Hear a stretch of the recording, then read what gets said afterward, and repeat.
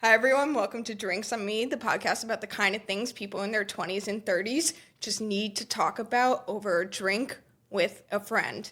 My guests choose the drink we drink and the topic we chat about. This can range from anything that's mildly confusing to extremely horrifying. We got it all here on this podcast. Hell yeah. My guest tonight is the wonderful Freddie Shanel.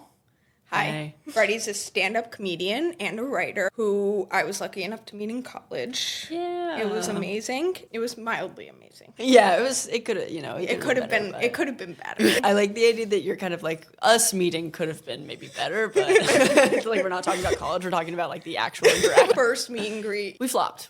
You're a stand-up, a writer, and an editor at Reductress, which is, for those who don't know, online comedy magazine.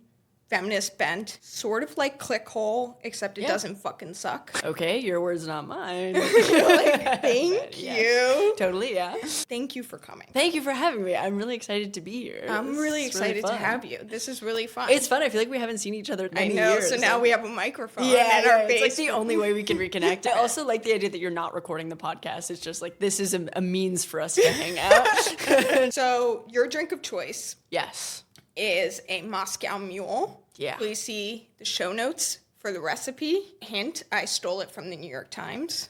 I like my drinks pretentious. So. I didn't realize that it makes total sense now that there are drink recipes online, but in my head I was like, you just have the ingredients and then you put in however much you want. So Well, there are drink recipes on ChatGPT, not that we endorse that sort of thing. Not that I use AI every single day.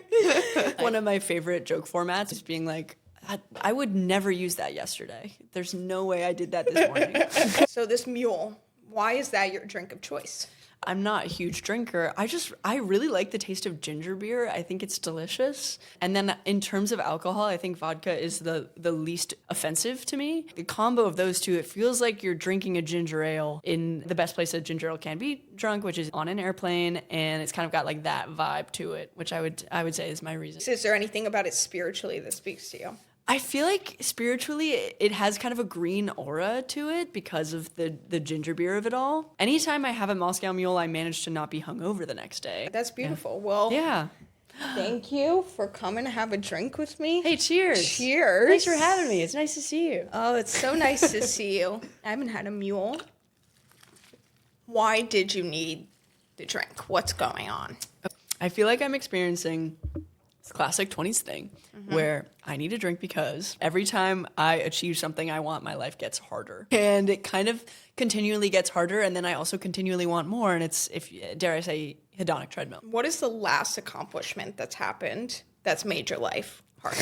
Okay, so something that is kind of fun is I work at Reductress, and right now we're planning a show at South by Southwest. A friend of mine is the comedy programmer at South by Southwest and was like, we're going to do this awesome thing and like bring you and have Reductress do a show. And my boss was like, do you want to do it? And I was like, absolutely, I want to do it. And now it's like, okay, awesome.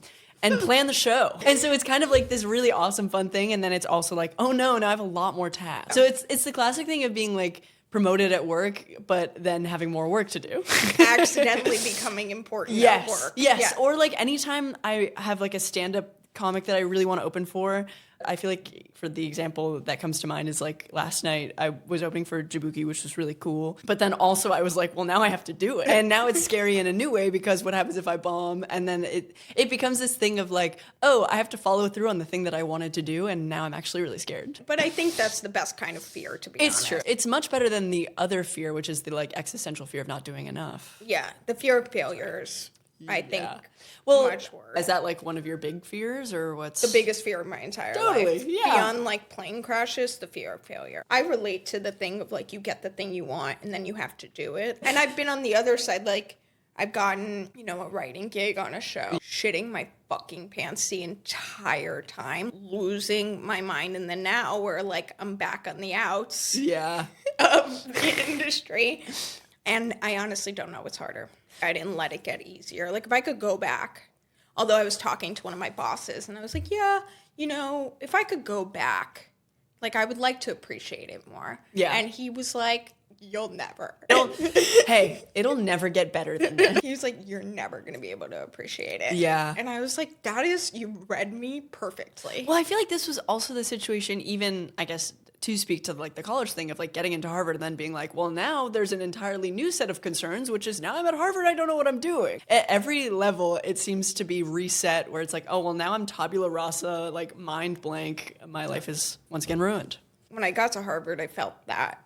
And then I watch a lot of people feel it so much worse than I did. Yeah. And I was like, all I need to do here is find my niche and find what I'm best at versus like being the best, which is impossible. So I think that's a good reminder to think about that. I mean, I didn't find what I was best at, but I was thinking about it. I thought about it, and I don't know. Also, I mean, it is true, the conversation about, like, well, does that mean you want to stop reaching for things? No, obviously. Like, obviously, it's just part of the game, and then you grow and you get better, and you hopefully learn how to enjoy it. But it is totally a treadmill. This is another aspect of it, which is that regardless of what you achieve, there's always something bigger next that you want. And I think something I'm trying to learn, especially at this stage of my life, is like, how do you find satisfaction with where you are?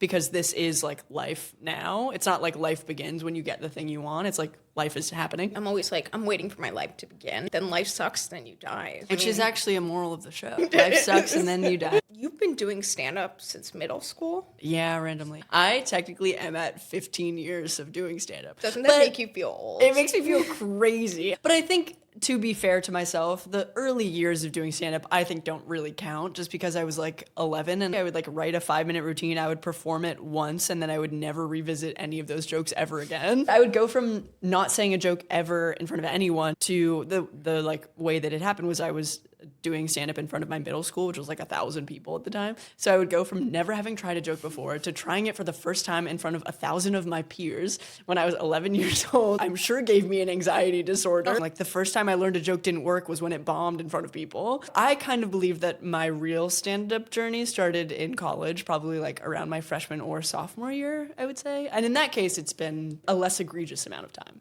But, I mean, writing jokes and never dealing with them again, you have been starting that way later. So. I guess that's true, yeah. I mean, if you were equally stupid as when you were 11, freshman year, which I was. Very possible. What was your original dream? I feel like it started so small where like when it would be the type of thing where it's like I just want to do really well at one of these shows. And then I would do that and then it'd be like, okay, well then I want to do well at the next one. And then I want to do like a bigger show. Or especially I think when I moved to New York, I've noticed this a lot where when you first move here and start in the stand-up scene, you're doing open mics and the goal is like, I want to get on shows. And then once you start getting on shows, it's like, okay, I want to get on like 12 shows a month.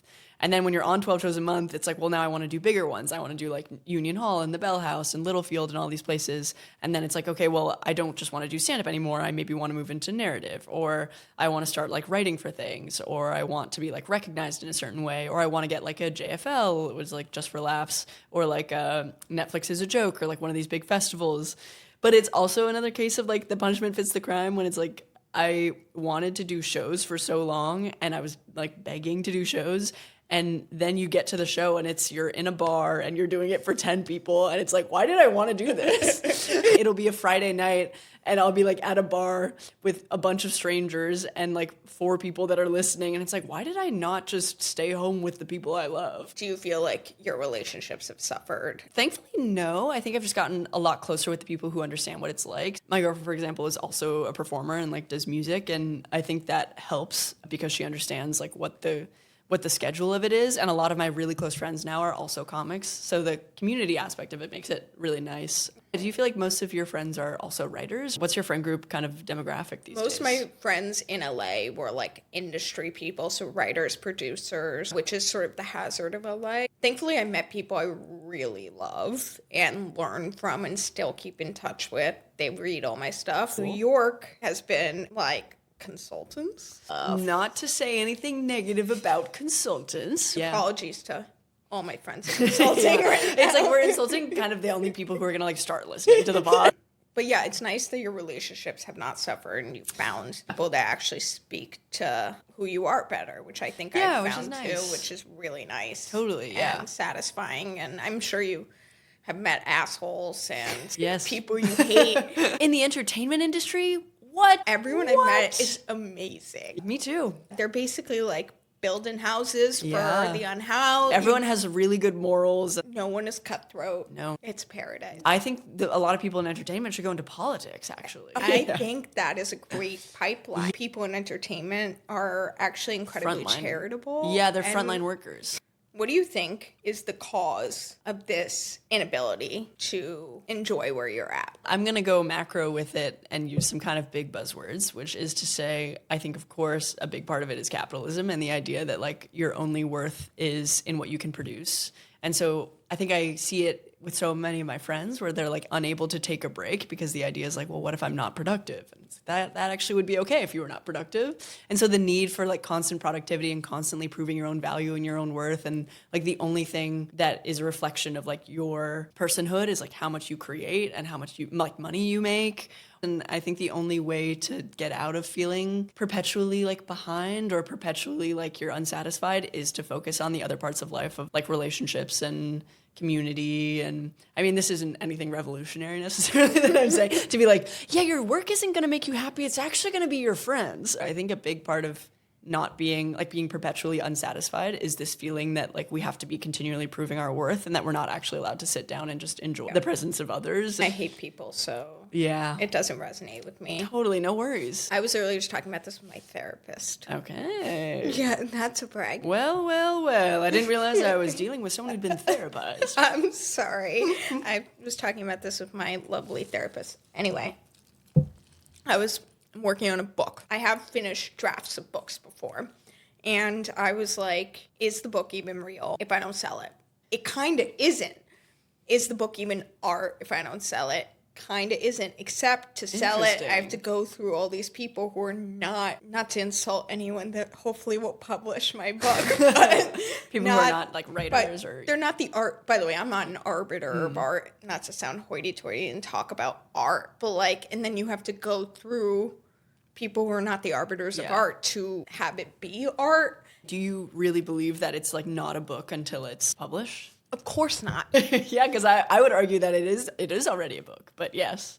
Of course not. Of course not a book. It is a book. It exists. I have it in a binder in my room right now. Totally. Except for the fact that it's not a book. Right. And that no one's published We're in an infinite loop. That was all to say, as I've gotten older, I found it impossible to enjoy any accomplishment. I've tried a book before. I tried full manuscript, bunch of drafts. I was like, this is the book that taught me how to write a little better. Yeah. And that has made it much harder to enjoy this because I'm so scared that it's not going to work out. Is there, like, a form of art or, like, a form of creativity that you genuinely, like, just enjoy, that is, like, genuinely just pleasurable for you, that you find catharsis through, that, like, is not tied to kind of the outcome? I would say the art that gives me the least anxiety is music. Okay, cool. Same. Because I have no ability there. I have no ability. I agree with your incredible thoughts on capitalism. Totally. So smart. What a genius Thanks. we have here. Thanks. I do agree. I think personally, like, I'm a perfectionist and I find failure terrifying. Well, how do you, when you are a perfectionist and find failure terrifying, which I deeply relate, how do you produce things then? Because sometimes I feel like that's the thing that's so crazy is I will really get stuck in my head with perfectionism and then I'll never make something. And it's like a one-way street to nothing. To nothing towns. To fail. Hate myself. You hate yourself. You gotta hate yourself through it. Although sometimes when I was in high school and I started writing, and in college, I wrote this screenplay. I used to look at it and be like, I can't believe I'm going to win the Oscar for Best Original Screenplay. This young. I'm going to beat Matt and Ben. Yeah. Like, I'm going to win it. And I think, a healthy helping of delusion is really nice. Well, I've also learned this through seeing people, like, rise and fall in the stand-up scene. So much of this industry is blind confidence and delusion. Like, you kind of have to be a little bit delusional. You don't really get far by being humble or by being, like, self-deprecating. People are very ready to be like, oh, okay, yeah, you're not that good. You kind of have to be like, I'm amazing. Even if you're not. Someone will find you good. This isn't to say that it's people who are, like, untalented or not good. I think a lot of people have, like, different styles and tastes and that sort of thing. But so often I'll see someone who's, like, really, really confident, and I'll be like, I don't know if they're gonna make it. And then, like, a year later, it's like, oh my God, they're doing amazing things. You have to push yourself with the blind confidence that you deserve things that even if you don't, that is kind of the only way to achieve anything, it seems. And enjoy your achievements, probably. Yes, yeah. I'm Feel sure. like you deserve them. I'm sure. I mean, I've Yeah. never enjoyed it, but I don't know. But I'm trying to learn how. This is what we do over at Moscow Mules. It really we learn. is. Yeah. We learn how to enjoy our achievements. What is your end goal right now? I asked your original dream. What is the dream life right now? Well, there's kind of like two paths. There's like the personal dream life, and then there's the professional dream life. I think what I would love to find in my personal life is what we've been talking about, like a balance where I do actually enjoy where I am and am not perpetually trying to get somewhere else, because I think that will be like a beautiful kind of happy life. That being said, professionally, I want to be able to do stand-up kind of like forever. I think stand-up is such a fun North Star, and it's like so intimate. It's such a fun tool to be able to like connect with people throughout, hopefully, like a career where you can just like do shows in a bunch of cities. And I really love traveling like with other comics. So I definitely want to do stand-up for a while. I'm working on a web series right now with my friend Tessa, and it's been really fun. We like wrote it and starred in it and now are like editing it. And I think I've been kind of surprised at how much I like that. And I think the big pie in the sky thing is I would love to be able to like make that sort of thing into a TV show, or like be able to write with my friends, kind of in a classic sense. Yeah, I feel like the nice thing about writing and comedy in general is there's so many avenues. Kind of pulling a Tina Fey and writing a musical like randomly would be really fun. What's your kind of pie in the sky? My dream in life is that I'm in a pretty big apartment and I'm in my office and my kids, are around. The doorbell rings. I walk out. And Casually? Chill. Yeah, there's a package. Whoa. And It explodes. Sorry. I take the package in and I open it up and it's like 50 of my books to sign. Cool. And I'm like, oh, this again. So even in your wildest dreams, you're like, oh, I hate that I have to do this thing that I dreamed of. How telling. That's awesome. That is my wildest dream. I would be so thrilled. Your if that wildest happened. dream is like a mundane task that you're not excited for. You hinted at this, but what is your end goal relationship-wise? Like, who are the people you want to be surrounded by? Oh, yeah. I think there's like a nice mix of people who are in like the industry that we're in and like understand what it's like. And then also I have a lot of friends from college who are not in entertainment at all. It's really lovely to talk to them and be reminded that the world is big and that actually what we're worried about is like quite inconsequential. Just being reminded that, yeah, what we're doing is kind of a privilege and should be fun. So definitely like a healthy balance of people that are in the industry, and also I think definitely not. I wish I could live somewhere that is not LA or New York, but it does seem like that's where the industry is. Where would you want to live? I just spent like 7 years of my life in Singapore when I was a kid, and I loved living abroad, and I think it made the world feel like so within reach. So I would love to live maybe again in like Asia or Europe or like Australia. I don't know, somewhere fun. I'd like to live in London because everyone's British and depressed and it's raining. Yeah, and that feels kind of like, you're like, that's aligned with my vibe. Here's the thing, if you actually become someone who, which you will, I'm certain of it, become someone who is sought after, you can live anywhere. That would be really nice. I do feel like this is something I've talked about with my girlfriend in terms of like long, not that we've talked about long-term plans. Anyway. Are you guys getting married? Is that what you're saying? Don't ask me that on the... You guys are engaged? Of course, we eloped already, Yeah, actually. you're married. Yeah, Everything. absolutely. But I think, like, not being in New York and being able to... It's the classic dream of being, like, not in a city even and just being in kind of, like, a little bit of a tiny little house off the way. I think kind of, like, splitting time would be nice because I love New York, but then I also sometimes feel like living here makes me environmentally poisoned. Do you ever have this fear? I feel like it's a big OCD thing for me where... which I've never been formally diagnosed with, just putting that out there, not stealing that valor. But I'm so afraid that my life is being shortened by like living in the city and breathing in like toxic gas all the time. I chew bottle caps sometimes and I'm inhaling. You're done plastic. for. I'm 75% microplastic. I want to end on a hot seat situation. First thing comes to mind. If you're really feeling compelled to tell a story, please tell it. Cool. How do you think you'll die? Oh my God. I thought it was going to be hot seat, like maybe related to the other subject. That's really awesome. Well, if I say anything other than old age, it's going to really stick with me for a while. So I'm going to say it's going to be old age surrounded by the people that I love. Would you rather be chased by 4 men from Texas, no gun, or 55 squirrels? 4 men from Texas. Yeah, obvious. What is your go-to way to calm down? Recently, I've been watching Traders. So, they're doing normie seasons of Traders. Oh, fun. Do you think you would be good? I think I'd be pretty good. But Would you prefer to be a traitor? Interesting. You want to be a faithful? No, of course I want to be a traitor. How do you feel about the fact that there are children being born right now whose parents weren't even born when Monsters, Inc. came out? 2001. I think that's really fucked up and we should put a stop to it. I was on a show a couple weeks ago that was like Gen Z versus Millennials. I was technically Gen Z, and my other teammate on Team Gen Z was born in 2004. And I wanted to kill myself. Anyone born after 2000 is really tough for me to deal with. Genuinely, if it had been 2001, I would have been like, that's insane. 2004 was like, are you in 8th grade? The guys from Heated Rivalry, I think, are 2003 or something. Don't tell me that.